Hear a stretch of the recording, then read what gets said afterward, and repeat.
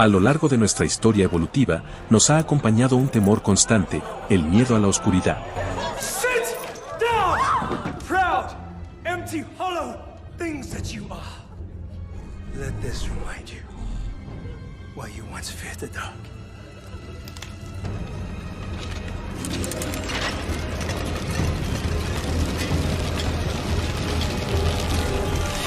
Pero no es la oscuridad en sí lo que encontramos tan aterrador, es el miedo a lo que puede ocultarse en ella, algún monstruo o entidad desconocida que pueda saltar a hacernos daño. Aunque somos fácilmente capaces de cazar especies enteras hasta su extinción, también somos volubles, ansiosos y temerosos. ¿Cómo se explica esta paradoja? En este video vamos a explorar un tiempo cuando los humanos podíamos fácilmente ser presas de depredadores, así como alguno de estos monstruos que se ocultaban en la oscuridad. Acompáñame. 2, 1, and lift off.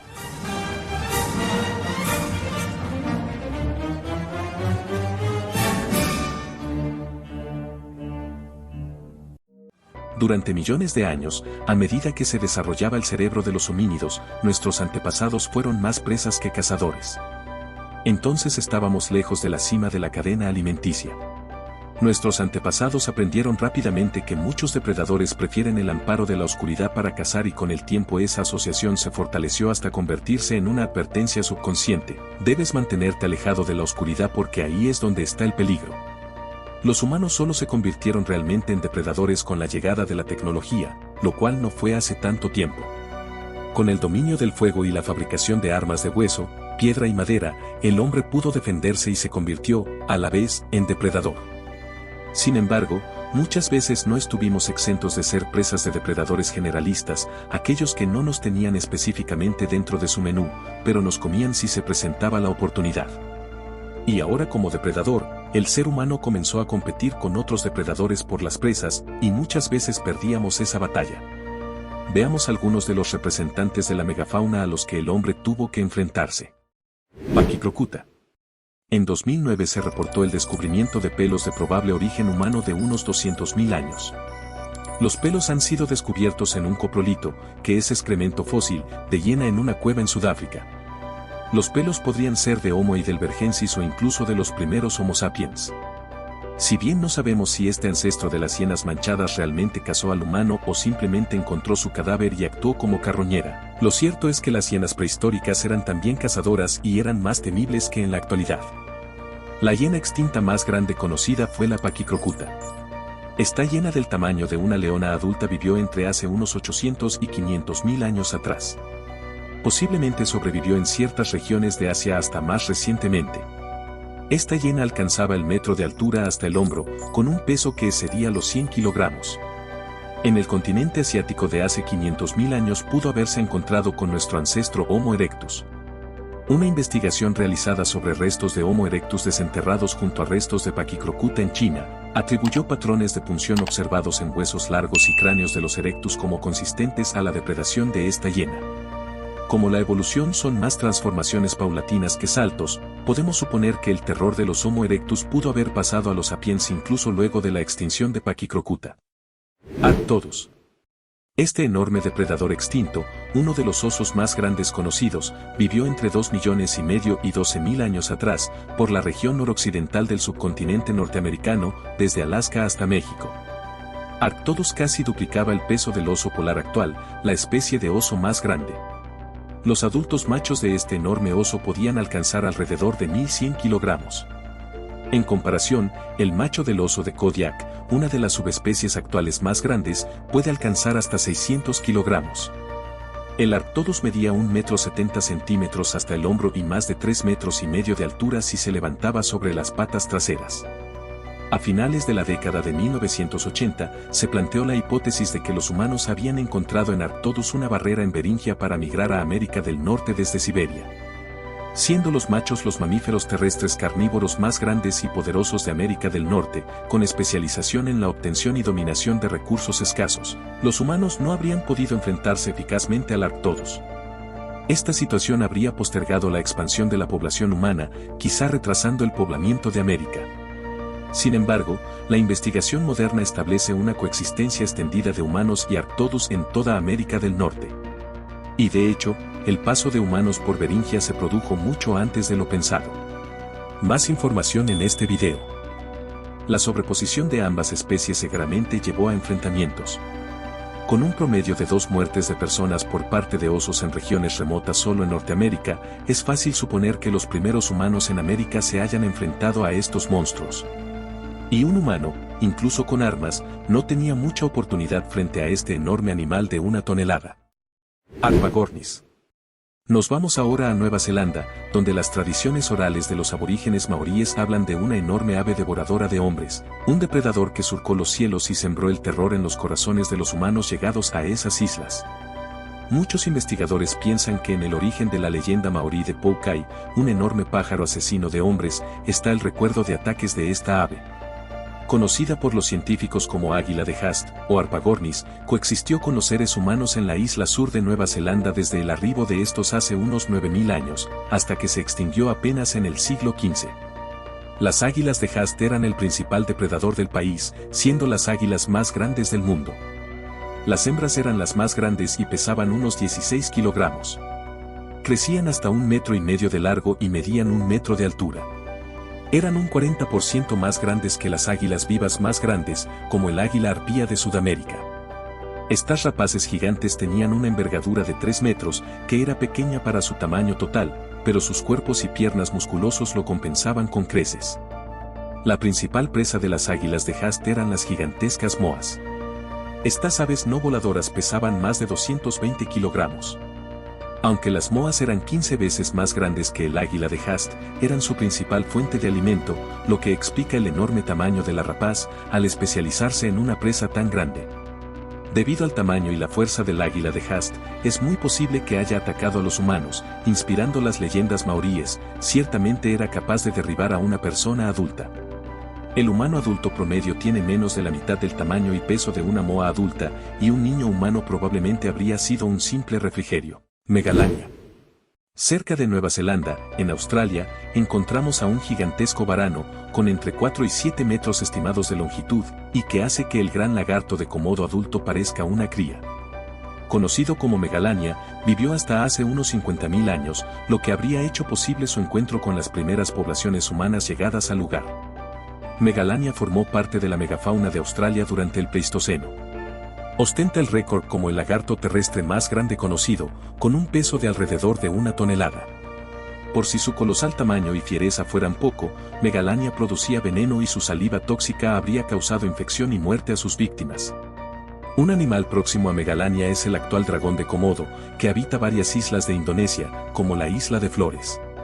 Con sus 3 o 4 metros en formas fósiles, pudiendo comer el 80% de su peso de una sentada y considerando que los actuales lagartos de Komodo no tienen temor de atacar humanos adultos. En 2009 en la isla de Flores, un hombre de 31 años recogía manzanas en un árbol. Perdió el equilibrio y cayó al suelo, donde 2 dragones de Komodo lo esperaban. No sobrevivió. Este animal bien pudo haber depredado a los pequeños habitantes prehistóricos de Flores en ocasiones. El Homo floresiensis medía apenas 1 metro de altura. Para saber más del Homo floresiensis y otros humanos que coexistieron con nuestra especie, échale un vistazo a este video. Felinos dientes de sable. La familia de los felinos dientes de sable comprendió una gran cantidad de especies que vivieron en todos los continentes excepto Australia, hace entre 16 millones y 11.000 años. Con ese rango temporal y geográfico tan amplio no es de extrañar que estos formidables felinos hayan tenido frecuentes encuentros con varias especies humanas, como el Homo sapiens, el Neandertal o el Homo erectus. A esta familia pertenece el famoso Smilodon, que habitó ambas Américas entre los 2,5 millones hasta los 10.000 años. La subespecie Smilodon populator de América del Sur era la más grande, de 220 a 436 kilogramos de peso y 1,20 metros de altura. En general, Smilodon tenía una constitución más robusta que cualquier gran felino existente, con extremidades delanteras particularmente bien desarrolladas y dientes caninos superiores excepcionalmente largos con una muy notable apertura de la mandíbula, lo que indicaría que usaba sus caninos para apuñalar. Smilodon llegó a Sudamérica cuando se estableció el puente terrestre entre las dos Américas hace unos 3 millones de años. Tuvo que competir con otros grandes depredadores por las presas. Primero con Titanis, una gigantesca ave depredadora no voladora y más tarde con los humanos, bien sea en lucha por la posesión de las presas o bien ocasionalmente para devorarlo. En Alemania otro miembro de la familia, el Homotherium latidens, cuyos restos se descubrieron en una capa de unos 300.000 años de antigüedad, coexistió con antiguos humanos.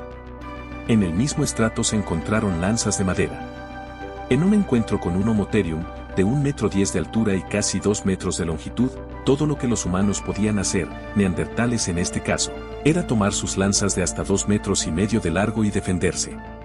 Las lanzas neandertales deben considerarse armas de defensa y de caza, una herramienta vital para la supervivencia en la Europa de hace 300.000 años. En la República de Georgia, también existe evidencia de otro felino, el Megantherium, interactuando fatalmente con homínidos. Allí se halló un cráneo de Homo erectus con heridas en el occipital que coinciden con las dimensiones de los dientes de sable del Megantherium. Por la posición de las marcas de mordida, se puede inferir que el erectus fue atacado desde la parte frontal y superior del cráneo. Lobos.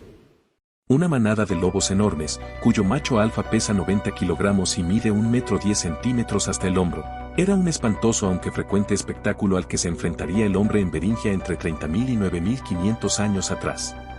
Este es otro depredador al que seguramente tuvieron que enfrentarse los primeros pobladores de América, el lobo terrible o lobo huargo, una especie fósil de lobo 25% más grande que el lobo actual más pesado, el lobo gris. Aquí vemos al lobo terrible con su pelaje que se cree que era rojizo, disputándose una presa con el lobo gris hace unos 15.000 años. Este gigantesco lobo del Pleistoceno de América del Norte no cazaría al hombre a menos que la manada no encontrara su alimento usual, herbívoros de la megafauna de Norteamérica y el hambre lo arroje a atacar a este extraño bípedo o, más comúnmente, a competir con él por los recursos. Este poderoso animal, al amparo de su manada, no temía enfrentarse a depredadores más grandes como el Smilodon por la posesión de una presa. Era un animal agresivo y fuertemente constituido, aunque en un enfrentamiento 1 a 1 con un Smilodon probablemente la balanza se inclinara hacia el felino. Los lobos aún hoy atacan a los humanos, como el caso de una mujer en Alaska en 2010 que fue víctima de una jauría de lobos o en 2019 cuando 2 mujeres fueron fatalmente atacadas por lobos en el jardín de su casa en Tayikistán. Estos ataques se produjeron en regiones remotas, donde los humanos compartían territorio con los lobos. Pero durante el Pleistoceno, el hombre era un habitante más de la extensa zona natural que era el mundo y coexistía con todo tipo de animales gigantescos, herbívoros y depredadores. Megacocodrilos. También los cocodrilos han cazado a los humanos incluso en la actualidad. Gustave es un gran cocodrilo macho del Nilo en Burundi que desde la década de los 1980 hasta la segunda década del siglo XXI se cree que han caído como sus víctimas entre 200 y 300 personas, en el río Rusizi y en la orilla norte del lago Tanganica. Si un cocodrilo como Gustave, al que le ha sido calculada una longitud de 6 metros y un peso de unos 900 kilogramos es un notorio devorador de hombres, es fácil imaginar que hace 1.800.000 años, individuos de las especies Homo habilis y Homo erectus caían víctimas de gigantescos cocodrilos de entre 7,5 a 10 metros de largo. No por nada tal cocodrilo extinto lleva por nombre Crocodylus anthropophagus, es decir, cocodrilo devorador de hombres. Este cocodrilo monstruoso habría sido el depredador más grande que encontraron los antiguos humanos en la región de Tanzania. De hecho, se han encontrado restos de Homo habilis con los pies mutilados consistentes con un ataque de cocodrilos. Estos fueron los afortunados, puesto que un cocodrilo gigante podría muy bien engullir con facilidad a un antiguo humano de 1,60 m de estatura. Megaconstrictoras. El terror atávico por las serpientes está tan arraigado que hasta existe un nombre para esa condición, ofidiofobia. El temor a las serpientes se justifica por las dos formas que tienen estos reptiles para acabar con sus víctimas, por mordedura venenosa y por constricción. Los fallecimientos por mordedura de serpiente suman más de 60.000 personas por año en todo el mundo. Sin embargo, estas serpientes solo se defienden de lo que consideran un peligro potencial y no se les puede llamar depredadoras de humanos. Este dudoso honor recae en las gigantescas serpientes constrictoras. Hay un reporte, con fotografía incluida, de un militar belga que dirigía un pelotón en el Congo en 1959. Ese año, el helicóptero en que viajaban se encontraba patrullando una remota zona cuando, y según el oficial, se toparon con esta serpiente a la cual calcularon una longitud de 15 metros. No se ha podido verificar esta declaración, pues no se ha vuelto a ver una serpiente de ese tamaño por la zona ni en ninguna otra parte. Y es difícil valorar el tamaño real de la serpiente a partir de la foto. A la pitón de roca africana, una constrictora que vive en la zona, se le ha adjudicado una longitud de 6 metros, suficientes para alimentarse de antílopes adultos. Dimensiones similares de 15 metros le han sido atribuidas a Titanoboa, una serpiente del Paleoceno sudamericano de hace 60 millones de años, la cual es la mayor serpiente conocida hasta la fecha. Serpientes constrictoras actuales como la anaconda tienen tamaños fiables de hasta 6 metros. En el caso de la pitón reticulada de Asia, alrededor de 7 metros. Aunque las constrictoras actuales son de dimensiones más modestas, no por eso dejan de cazar humanos aún hoy.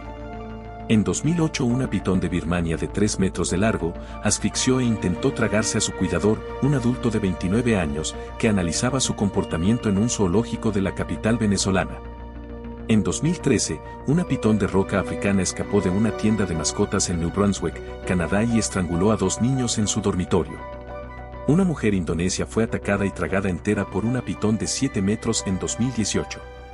Los ataques de pitones son raros, aunque estas serpientes se suelen encontrar en regiones pobladas. En el caso de las anacondas sudamericanas, calcular su tamaño y su tasa de ataque a humanos es más complicado, pues suelen habitar en zonas de difícil acceso y prácticamente despobladas. En la cuenca amazónica hay leyendas de una gigantesca boa, la Sachamama, que es tan grande y antigua que hay vegetación creciendo en su espalda, haciéndola parecer un enorme árbol caído.